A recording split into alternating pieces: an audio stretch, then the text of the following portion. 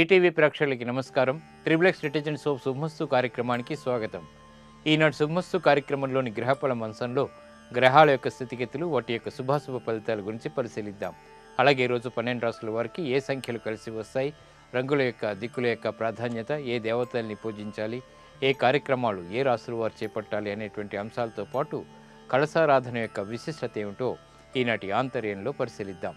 శ్రీ నందననామ సంవత్సరం కార్తీక మాసం, దక్షిణాయనం, శరదృతువు. ఈరోజు తిథి కార్తీక శుద్ధ దశమి. చాలా మంచి రోజు. ఉత్తమమైనటువంటి కార్యక్రమ నిర్వహణకి బాగా ఉపయోగపడుతుంది, విజయాలను తెచ్చిపెడుతుంది. అలాగే ఈరోజు భృగువారం లేదా శుక్రవారం. నూతన వాహన కొనుగోళ్లు ఉత్తమమైనటువంటి ఫలితాలని కలిగిస్తాయి. నక్షత్రం ఉత్తరాభద్ర. ఈ ఉత్తరాభద్ర నక్షత్రం చాలా మంచి నక్షత్రం, శని యొక్క నక్షత్రం. ఏ పాదంలో పుట్టినప్పటికీ కూడా దోషం లేదు, శుభప్రదమైనది. అలాగే ఈరోజు పుట్టేటువంటి వారికి ఈ నక్షత్రంలో శని మహాదశతోటి ప్రారంభమవుతుంది. ఇక ఈరోజు 12 రాసుల వారికి ఏర్పడేటువంటి శుభాశుభ ఫలితాలను పరిశీలిద్దాం. ముందుగా మేషరాశి. ఈరోజు మేషరాశి వారిని పరిశీలించినట్టయితే వ్యవహారాల్లో చుక్కెదురు పరిస్థితుల్ని అధిగమించగలుగుతారు. నూతన ప్రయోగాల ద్వారా ఏర్పడినటువంటి ప్రతికూలతని తొలగించుకునేటువంటి అవకాశాలు కూడా దగ్గరవుతాయి. వ్యాపార నిమిత్తమే చేపట్టేటువంటి కార్యక్రమాల్లో చిరు విఘ్నాలు ఏర్పడినప్పటికీ పునఃప్రయత్నాల ద్వారా వాటిని సవరించుకునేటువంటి అవకాశాలు కూడా ఏర్పడతాయి. గృహ సంబంధిత కార్యక్రమాలు సామాన్యం, ప్రయాణాలు అనుకూలం. ఈరోజు మీ అదృష్ట సంఖ్య 3. తెలుపు వర్ణం ప్రశాంతతని పెంచుతుంది. తూర్పు దిక్కు ప్రయాణాలు శుభకరం. అనుకూల దైవం శ్రీ మహాలక్ష్మి. ఈరోజు మీరు మహాలక్ష్మి అమ్మవారిని దర్శించడం, అమ్మవారికి కుంకుమార్చన నిర్వహించడం, శ్రీ సూక్త విధానంతో చేపట్టేటువంటి కార్యక్రమాలు ఉత్తమమైనటువంటి ఫలితాలని కలిగిస్తాయి, మానసిక సంతృప్తిని పెంచుతాయి. ఇక నూతన వ్యాపార ఒప్పందాలు ఈరోజు మీకు బాగా లాభిస్తాయి. ఈరోజు వృషభ రాశి వారిని పరిశీలించినట్టయితే కోర్టు సంబంధిత లావాదేవీల్లో విజయాలు సాధించగలుగుతారు. క్లిష్ట పరిస్థితుల నుంచి బయటికి రావడానికి చేసేటువంటి ప్రయత్నాలు బాగా కలిసి వస్తాయి. ప్రతికూలతను ఎదుర్కొనేటువంటి శక్తి సామర్థ్యాలు కలిగి ఉంటారు. గృహ సంబంధిత కార్యక్రమాల్లో కూడా అనుకూలత పెరుగుతుంది. నూతన ఉద్యోగ ప్రయత్నాలు బాగా కలిసి వస్తాయి. ఉత్తమమైనటువంటి నిర్ణయాలు అన్ని రంగాల వారు కూడా తీసుకోగలుగుతారు. శత్రువుల మిత్రులయ్యేటువంటి సంఘటనలు కూడా లేకపోలేదు. ఈరోజు మీ అదృష్ట సంఖ్య 7. పసుపు వర్ణం త్వరితగతిని శుభాల్ని కలిగిస్తుంది. ఈశాన్య దిక్కు ప్రయాణాలు శుభకరం. అనుకూల దైవం లక్ష్మీ నరసింహస్వామి. ఈరోజు మీరు లక్ష్మీ నరసింహస్వామిని దర్శించడం, నమస్కరించడం ద్వారా కార్యానుకూలత ఏర్పడుతుంది, కార్యసిద్ధి త్వరితగతిని ఏర్పడుతుంది. ఇక గృహ సంబంధిత కార్యాలు, కార్యక్రమాలు ఈరోజు మీకు ఆనందాన్ని కలిగిస్తాయి. ఈరోజు మిథున రాశి వారిని పరిశీలించినట్టయితే శత్రువులపై విజయాలు సాధించగలుగుతారు. కోర్టు సంబంధిత వ్యవహారాల్లో కూడా అనుకూలత పెరుగుతుంది. గృహ సంబంధిత విషయాల్లో చిరు సమస్యలు ఏర్పడినప్పటికీ తిరిగి సద్దుమణుగుతాయి. పిల్లల ద్వారా సమస్యలు తలెత్తేటువంటి సంఘటనలు కూడా చోటు చేసుకుంటాయి కాబట్టి జాగ్రత్త వహించాలి. విదేశీ వ్యవహారాల్లో చేపట్టేటువంటి కార్యక్రమాల్లో విజయాల్ని అవలీలగా చేపట్టగలుగుతారు. స్థిరాస్తి విషయాలు కూడా బాగానే అనుకూలిస్తాయి. ఈరోజు మీ అదృష్ట సంఖ్య 5. ఎరుపు వర్ణం ధైర్యాన్ని కలిగిస్తుంది. దక్షిణ దిశ ప్రయాణాలు శుభకరం. అనుకూల దైవం ఈశ్వరుడు. ఈరోజు మీరు శివాలయాన్ని దర్శించడం, ఈశ్వరుడికి అభిషేకాదులు నిర్వహించడం ద్వారా గ్రహ ప్రతికూలత దూరం అవుతుంది. కోర్టు వ్యవహారాలు, లావాదేవీలు, ప్రక్రియలు ఈరోజు మీకు లాభిస్తాయి. ఈరోజు కర్కాటక రాశి వారిని పరిశీలించినట్టయితే మంచి మార్పులు అన్ని రంగాల వారికి కూడా ఆశించినంతగా ఏర్పడతాయి. చేపట్టేటువంటి కార్యక్రమాల్లో ప్రోత్సాహం లభిస్తుంది. అదృష్టకర సంఘటనలు గృహరీత్యా కూడా చోటు చేసుకుంటాయి. వాహన సౌఖ్యం పెరుగుతుంది. చేపట్టేటువంటి కార్యక్రమాలపై ఆత్మవిశ్వాసాన్ని పెంపొందింప చేసుకోగలుగుతారు. ఏర్పడినటువంటి చిరాకులకి పరిష్కారాలు లభిస్తాయి. గృహ విషయాల్లో కూడా అనుకూలత పెరుగుతుంది. ప్రాధాన్యతను సంతరించుకోగలుగుతారు. విద్యాలాభం చేకూరుతుంది. ఈరోజు మీ అదృష్ట సంఖ్య 2. పసుపు వర్ణం త్వరితగతిని శుభాల్ని కలిగిస్తుంది. ఈశాన్య దిక్కు ప్రయాణాలు శుభకరం. అనుకూల దైవం దక్షిణామూర్తి. ఈరోజు మీరు దక్షిణామూర్తిని దర్శించడం, స్వామికి నమస్కరించడం ద్వారా గృహ విషయాల్లో ఆనందకర సంఘటనలు చోటు చేసుకుంటాయి. ఇక విద్యా సంబంధిత ప్రయత్నాలు ఈరోజు మీకు లబ్ధిని చేకూరుస్తాయి. ఈరోజు సింహరాశి వారిని పరిశీలించినట్టయితే ఆరోగ్య విషయంలో చిరు సమస్యలు తలెత్తుతాయి. చేపట్టేటువంటి కార్యక్రమాల్లో విఘ్నాల్ని కూడా చవిచూస్తారు. సాహసోపేతమైనటువంటి నిర్ణయాలకి ఉపక్రమించగలుగుతారు. విజయ సాధనకే చేపట్టేటువంటి కార్యక్రమాల్లో జాప్యాలు ఏర్పడినప్పటికీ విజయాలు కూడా వెన్నంటి ఉంటాయి. ఆర్థికపరమైనటువంటి అంశాల్లో ఆశించినటువంటి ఫలితాలు ఆలస్యంగానైనా నెరవేరుతాయి. ఈరోజు మీ అదృష్ట సంఖ్య 6. తెలుపు వర్ణం ప్రశాంతతని పెంచుతుంది. తూర్పు దిక్కు ప్రయాణాలు శుభకరం. అనుకూల దైవం శ్రీ వెంకటేశ్వర స్వామి. ఈరోజు మీరు వెంకటేశ్వర స్వామిని దర్శించడం, స్వామికి నమస్కరించడం ద్వారా గ్రహ ప్రతికూలత, ముఖ్యంగా అష్టమ చంద్రుడి ద్వారా ఏర్పడేటువంటి చిరాకులు దూరం అవుతాయి. నూతన వాహన కొనుగోలు వంటివి ఈరోజు మీకు లాభిస్తాయి. ఈరోజు కన్యారాశి వారిని పరిశీలించినట్టయితే ఆదాయాన్ని పెంపొందింప చేసుకోగలుగుతారు. సంబంధ బాంధవ్యాలు మెరుగుపడతాయి. భాగస్వాములతో మైత్రి కొనసాగుతుంది. చేపట్టేటువంటి కార్యక్రమాలపై ఆర్థిక వ్యవహారాల్లో లాభసాటికరమైనటువంటి ఉపయోగకరమైనటువంటి సంఘటనలు చోటు చేసుకుంటాయి. వృత్తిపరమైనటువంటి వ్యవహారాల్లో కూడా అభివృద్ధి కొనసాగుతుంది. చేపట్టేటువంటి కార్యక్రమాలపై సంపూర్ణమైనటువంటి అవగాహన ఏర్పడుతుంది. విద్యా సంబంధిత విషయాలు అనుకూలం. గృహ సంబంధిత విషయాలు కూడా అనుకూలం. ఈరోజు మీ అదృష్ట సంఖ్య 3. ఎరుపు వర్ణం ధైర్యాన్ని కలిగిస్తుంది. దక్షిణ దిశ ప్రయాణాలు శుభకరం. అనుకూల దైవం దక్షిణామూర్తి. ఈరోజు మీరు దక్షిణామూర్తి స్వామిని దర్శించడం, నమస్కరించడం ద్వారా ఏలినాటి శని యొక్క దోషం దూరం అవుతుంది. గ్రహ అనుకూలత పెరుగుతుంది. వ్యాపార లబ్ధిని పెంపొందింప చేసుకునేటువంటి అవకాశాలు దగ్గరవుతాయి. సాహస నిర్ణయాలు ఈరోజు మీకు బాగా లాభిస్తాయి. ఈరోజు తులారాశి వారిని పరిశీలించినట్లయితే రుణ సంబంధిత ఒత్తిళ్లు బాగా పెరుగుతాయి. చేపట్టేటువంటి కార్యక్రమాలపై ఏకాగ్రత లోపిస్తుంది. కుటుంబ వ్యవహారాల్లో కూడా చిరు సమస్యలు ఏర్పడినప్పటికీ తిరిగి సద్దుమణుగుతాయి. నూతన విధానాలతో కూడినటువంటి కార్యక్రమ నిర్వహణలు పనికిరావు. చేపట్టేటువంటి కార్యక్రమాలపై ఏకాగ్రత లోపించేటువంటి సంఘటనలు ఏర్పడతాయి. వృత్తిపరమైనటువంటి, వ్యాపారపరమైనటువంటి, ఉద్యోగ సంబంధిత విషయాల్లో కీలక నిర్ణయాలు పనికిరావు. వాహన విషయాల్లో కూడా జాగ్రత్తలు పాటించాలి. ఈరోజు మీ అదృష్ట సంఖ్య 2. ఆకుపచ్చ వర్ణం ఆహ్లాదాన్ని కలిగిస్తుంది. రక్షణకు తోడ్పడుతుంది. ఉత్తర దిక్కు ప్రయాణాలు శుభకరం. అనుకూల దైవం ఆంజనేయ స్వామి. ఈరోజు మీరు ఆంజనేయ స్వామిని దర్శించడం, తమలపాకులతో స్వామిని పూజించడం ద్వారా గ్రహాల ద్వారా ఏర్పడేటువంటి ప్రతికూలతని ఎదుర్కొనేటువంటి శక్తిని కలిగి ఉంటారు. ఇక ఆధ్యాత్మిక కార్యాలు, కార్యక్రమాలు ఈరోజు మీకు మానసిక ప్రశాంతతను పెంచుతాయి. ఈరోజు వృశ్చిక రాశి వారిని పరిశీలించినట్టయితే రాజకీయపరమైనటువంటి అంశాలు బాగా కలిసి వస్తాయి. అధికారంతో కూడినటువంటి కార్యక్రమ నిర్వహణ కొనసాగించగలుగుతారు. నూతన విధానాల్ని అవలీలగా ప్రవేశపెట్టగలుగుతారు. విద్యా సంబంధిత విషయాల్లో కూడా అనువైనటువంటి మార్పులు, నైపుణ్యంతో కూడినటువంటి మార్పులు చేపట్టగలుగుతారు. వ్యవహారాల్లో నెగ్గుకు రాగలుగుతారు. పెట్టుబడులు బాగా కలిసి వస్తాయి. విదేశీ సంబంధిత లావాదేవీల్లో ఆర్థిక సంబంధ బాంధవ్యాలు మెరుగుపడతాయి. గృహ సంబంధిత కార్యక్రమాలు అనుకూలం. ఈరోజు మీ అదృష్ట సంఖ్య 1. తెలుపు వర్ణం ప్రశాంతతని పెంచుతుంది. తూర్పు దిక్కు ప్రయాణాలు శుభకరం. అనుకూల దైవం గణపతి. ఈరోజు మీరు గణపతిని దర్శించడం, స్వామికి అభిషేకాదులు నిర్వహించడం ద్వారా ఏలినాటి శని యొక్క దోషం దూరం అవుతుంది. విజయాలు దగ్గరవుతాయి. పెట్టుబడులు ఈరోజు మీకు బాగా లాభిస్తాయి. ఈరోజు ధనుస్సు రాశి వారిని పరిశీలించినట్టయితే పితృ సంబంధిత వ్యవహారాల్లో చిరు సమస్యలు తలెత్తుతాయి. వ్యాపార నిమిత్తమే చేపట్టేటువంటి కార్యక్రమాలు నిర్విఘ్నంగా కొనసాగించగలుగుతారు. గృహ సంబంధిత వ్యవహారాలు అనుకూలిస్తాయి. పిల్లల ద్వారా ఆనందం లభిస్తుంది. వృత్తిపరమైనటువంటి వ్యవహారాలు కూడా బాగా అనుకూలిస్తాయి. సామర్థ్యంతో కూడినటువంటి కార్యక్రమ నిర్వహణ కొనసాగించగలుగుతారు. స్థిరాస్తి విషయాల్లో కూడా ఆశించినటువంటి ప్రయోజనాల్ని పెంపొందింప చేసుకోగలుగుతారు. ఆకస్మిక మార్పులు వృత్తిరీత్యా అనుకూలిస్తాయి. ఈరోజు మీ అదృష్ట సంఖ్య 3. ఆకుపచ్చ వర్ణం ఆహ్లాదాన్ని కలిగిస్తుంది. ఉత్తర దిక్కు ప్రయాణాలు శుభకరం. అనుకూల దైవం మహాకాళి. ఈరోజు మీరు మహాకాళి అమ్మవారిని దర్శించడం, అమ్మవారికి కుంకుమార్చన నిర్వహించడం ద్వారా మంచి ఫలితాలు ఏర్పడతాయి. విదేశీ సంబంధిత లావాదేవీలు, ప్రక్రియలు ఈరోజు మీకు బాగా లాభిస్తాయి. ఈరోజు మకర రాశి వారిని పరిశీలించినట్టయితే సోదరుల ద్వారా సమస్యలు ఏర్పడేటువంటి సంఘటనలు లేకపోలేదు. స్థిరాస్తి విషయాల్లో జాగ్రత్తలు తప్పనిసరి. వృత్తిపరమైనటువంటి అభివృద్ధికే చేపట్టేటువంటి కార్యక్రమాలు బాగానే కలిసి వస్తాయి. ఉద్యోగరీత్యా అభివృద్ధి ఏర్పడుతుంది. వ్యాపార నిమిత్తమే చేపట్టేటువంటి కార్యక్రమాలు ప్రోత్సాహాన్ని ప్రసాదిస్తాయి. ఆర్థికపరమైనటువంటి అంశాలు మొదట అనుకూలించినప్పటికీ తర్వాత చిరు సమస్యల్ని కూడా సృష్టిస్తాయి. కాబట్టి జాగ్రత్తలు వహించాలి. ఈరోజు మీ అదృష్ట సంఖ్య 9. పసుపు వర్ణం త్వరితగతిని శుభాల్ని కలిగిస్తుంది. ఈశాన్య దిక్కు ప్రయాణాలు శుభకరం. అనుకూల దైవం ఈశ్వరుడు. ఈరోజు శివాలయాన్ని దర్శించడం, ఈశ్వరుడికి అభిషేకాదులు నిర్వహించడం ద్వారా గ్రహ ప్రతికూలత దూరం అవుతుంది. ఇక వ్యాపార నూతన ప్రయత్నాలు మాత్రం ఈరోజు మీకు లాభిస్తాయి. ఈరోజు కుంభరాశి వారిని పరిశీలించినట్టయితే వ్యవహార జయం పెంపొందింప చేసుకోగలుగుతారు. నూతన వ్యవహారాల్లో అనుకూలత పెరుగుతుంది.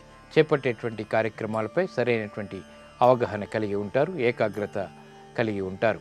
చేపట్టేటువంటి ఆర్థిక సంబంధ వ్యవహారాల్లో కూడా అనుకూలత సాధించుకోగలుగుతారు. కుటుంబ సఖ్యత పెరుగుతుంది. వ్యాపార నిమిత్తమై భాగస్వాములతో చేపట్టేటువంటి సంభాషణలు కార్యరూపం దాల్చుతాయి. విదేశీ వ్యవహారాలు కూడా బాగానే కలిసి వస్తాయి. ఆరోగ్య విషయంలో జాగ్రత్తలు పాటించాలి. ఈరోజు మీ అదృష్ట సంఖ్య 1. ఎరుపు వర్ణం ధైర్యాన్ని కలిగిస్తుంది. దక్షిణ దిశ ప్రయాణాలు శుభకరం. అనుకూల దైవం శ్రీ మహాలక్ష్మి. ఈరోజు మీరు మహాలక్ష్మి అమ్మవారిని దర్శించడం, అమ్మవారికి కుంకుమార్చనలు నిర్వహించడం, శ్రీ సూక్త విధానంతో చేపట్టేటువంటి కార్యక్రమాలు ఆర్థికపరమైనటువంటి అంశాల్లో విజయాలను తెచ్చిపెడతాయి. ఆర్థిక వ్యవహారాలు లావాదేవీలు ఈరోజు మీకు ఉపకరిస్తాయి. ఈరోజు మీనరాశి వారిని పరిశీలించినట్టయితే అలంకరణకి చాలా ప్రాధాన్యతనిస్తారు. చేపట్టేటువంటి కార్యక్రమాలపై ప్రోత్సాహం పెరుగుతుంది. వృత్తిపరమైనటువంటి వ్యవహారాలు కూడా బాగానే అనుకూలిస్తాయి. శారీరక సంబంధిత వ్యవహారాల్లో ఏర్పడినటువంటి ప్రతికూలత దూరం అవుతుంది. చేపట్టేటువంటి కార్యక్రమాలు వ్యాపారీత్యా కూడా అనుకూలతని పెంపొందింపచేస్తాయి. నూతన విధానాల్ని ఆహ్వానించగలుగుతారు. స్నేహితుల ద్వారా లబ్ధిని పెంపొందింపచేసుకోగలుగుతారు. వ్యవహారాల్లో నెక్కుకు రాగలుగుతారు. ఈరోజు మీ అదృష్ట సంఖ్య 3. ఎరుపు వర్ణం ధైర్యాన్ని కలిగిస్తుంది. దక్షిణ దిశ ప్రయాణాలు శుభకరం. అనుకూల దైవం సుబ్రహ్మణ్య స్వామి. ఈరోజు మీరు సుబ్రహ్మణ్య స్వామిని దర్శించడం, స్వామికి అభిషేకాదులు నిర్వహించడం ద్వారా మంచి ఫలితాలు ఏర్పడతాయి. ఆత్మవిశ్వాసం పెరుగుతుంది. ఆకస్మిక ధనప్రాప్తి కూడా ఏర్పడుతుంది. నూతన స్నేహాలు ఈరోజు మీకు బాగా లాభిస్తాయి. నేటి నక్షత్ర యోగాన్ని పరిశీలిద్దాం. నేటి నక్షత్రం ఉత్తరాభాద్ర నక్షత్రం. చాలా మంచి నక్షత్రం. శని మహాదశతోటి ప్రారంభమవుతుంది. ఓర్పు సహనంతో కూడినటువంటి కార్యక్రమ నిర్వహణకి ఈ ఉత్తరాభాద్ర నక్షత్రం బాగా ఉపయోగపడుతుంది. శని ద్వారా ఏర్పడేటువంటి ప్రతికూలతని ఎదుర్కోవాలంటే ఉత్తరాభాద్ర నక్షత్రంలో చేపట్టేటువంటి ఆధ్యాత్మిక కార్యక్రమాలు, ఏకాదశ పూర్వక రుద్రాభిషేకం ఇటువంటివి మంచి ఫలితాన్ని కలిగిస్తాయి. శని యొక్క అనుకూలత ఏర్పడిందంటే స్థిరమైనటువంటి విజయాలు మనం సాధించుకోగలుగుతాం.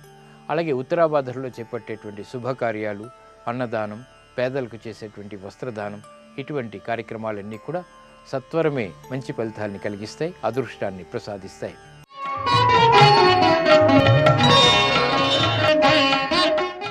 దైవారాధనలో కలశారాధనకి చాలా ప్రాముఖ్యత ఉంది. కలశారాధన ద్వారా ఆత్మజ్ఞానాన్ని పెంపొందింపచేసుకోవచ్చు. కలశారాధన యొక్క విశిష్టత ఏమిటో పరిశీలిద్దాం. వివిధ వేడుకలు, శుభకార్యాల్లో, ఆరాధనా క్రతువుల్లో కలశ స్థాపన చేస్తుంటాం. కలశానికి ఆర్ష సంస్కృతిలో విశేష ప్రాధాన్యం ఉంది. దేవీ దేవతలకు ఇచ్చేటువంటి ప్రాముఖ్యాన్ని మనం కలశానికి ఇచ్చి పూజిస్తాం. అందుకే అనేక ఆలయాల్లో మనకు కలశం ఆలయ శిఖరం మీదే కాక గర్భగృహంలో కూడా దర్శనమిస్తుంది. కలశానికి వివిధ రకాలలో అలంకరించి పూజించాలి. కలశానికి ముఖంలో విష్ణువు, కంఠంలో రుద్రుడు, మూలంలో బ్రహ్మదేవుడు ఉంటారని విశ్వాసం. అంటే కలశం త్రిమూర్తుల సమ్మేళితం. కలశం మానవ దేహానికి ప్రతీకగా చెప్తారు. కలశంలో నీరు విశాల జలరాశికి సూచిక. అలాగే మన శరీరంలోని ఆత్మ కూడా విశాలమైనటువంటి పరమాత్మకు ప్రతిఫలనం. జలం ఉంటేనే అది కలశం, ఆత్మ ఉంటేనే అది శరీరం. కలశం ఒరిగితే నీరు ఒరుగుతుంది. అలాగే ఆత్మ శరీరాన్ని విడితే పరమాత్మలో లీనమవుతుంది. అందుకే ఆత్మ ఉన్నంత వరకు ఈ దేహాన్ని పవిత్ర కలశంగా చూసుకోవాలని కలశ పూజ మనకి సందేశాన్ని అందిస్తుంది. ఇది కలశారాధన యొక్క విశిష్టత. ఇవి ఈనాటి శుభమస్తు కార్యక్రమంలోని గ్రహబల మంచంలోని విశేషాలు. ఇప్పుడు గృహబల మంచంలో వాస్తు విశేషాలు తెలుసుకుందాం. తిరిగి రేపటి శుభమస్తు కార్యక్రమంలో కలుసుకుందాం. నమస్కారం.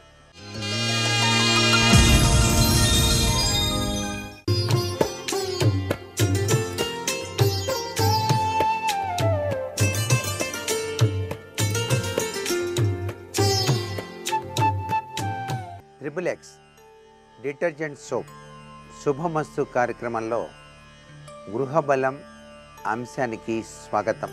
దిశా ఫలితాల యొక్క ప్రభావం వాస్తుశాస్త్రరీత్యా ఏ విధంగా పనిచేస్తుందో ఒకసారి అవగాహన చేసుకున్నట్లయితే దక్షిణ దిశా ఫలితాలు ఏ విధంగా ఉంటాయో పరిశీలిద్దాం. ఇంటికి దక్షిణ భాగంలో చెత్తా చెదారం, కట్టెపుల్ల లాంటివి కూడా వేసుకోవచ్చు. కానీ గాలి ఇంటిలోనికి రాకుండా ప్రహరీ గోడలు, దడులు నిర్మించినట్లయితే విశేష మేలు కలిగి తీరుతుంది. దక్షిణ భాగంలో ఉత్తరం కంటే కూడా ఎక్కువ ఖాళీ గనక ఉన్నట్లయితే రుణ, రోగబాధలు, అనారోగ్య సమస్యలు, ఆ ఇంటిని త్వరలోనే అన్యాక్రాంతం చేయవలసిన పరిస్థితి కూడా ఏర్పడుతుంది. దక్షిణ భాగం కనుక పల్లంగా ఉన్న నూతులు గోతులు ఉన్నట్లయితే ఆ ఇంటి యజమానికి ధన నష్టం, అనేక రీతుల ఇక్కట్లు కలగటానికి ఆస్కారం ఉంది. దక్షిణ భాగంలో లెట్రిన్ గోతులు కానివ్వండి, విశేషవంతమైన నీటి వాడకం కానీ ఉన్నట్లయితే రుణగ్రస్తత సంభవిస్తుంది. ఇంటికంటే దక్షిణ దిశ మెరకగా ఉండి అరుగులు గనక ఉన్నట్లయితే ధనధాన్య సంపత్తి, ఆయురారోగ్యాలు కలిగి తీరతాయి. గృహంలో కానీ గృహావరణలో కానీ వాడక నీరు కానీ వర్షపు నీరు కానీ దక్షిణ దిశ నుండి వెలుపలకు కనుక వెళుతూ ఉన్నట్లయితే కుటుంబ కలహాలు అధికమయ్యే సూచనలు ఉంటాయి. అధిక వ్యయాలు కూడా కలగటానికి ఆస్కారం ఉంటుంది. దక్షిణ సరిహద్దు మీద గృహ నిర్మాణం కనుక చేసినట్లయితే దానికి దక్షిణ దిశలో నూతులు గోతులు మిగుల పల్లం గనక ఉన్నట్లయితే కీడు కలుగుతుంది. మెరకగా గనక ఉన్నట్లయితే శుభం కలుగుతుంది. సరిహద్దుల మీద గృహం నిర్మించకుండా ఉండటమే మేలు అనే విషయం గుర్తిరగాలి. దక్షిణ దిశలో గర్భం కంటే మెరకగా ఉన్నటువంటి ఇల్లు ఆర్థికాభివృద్ధి, ఆరోగ్యం, స్థిరాస్తి పెరుగుదల, చురుకుదనం కలిగి ఉంటాయి.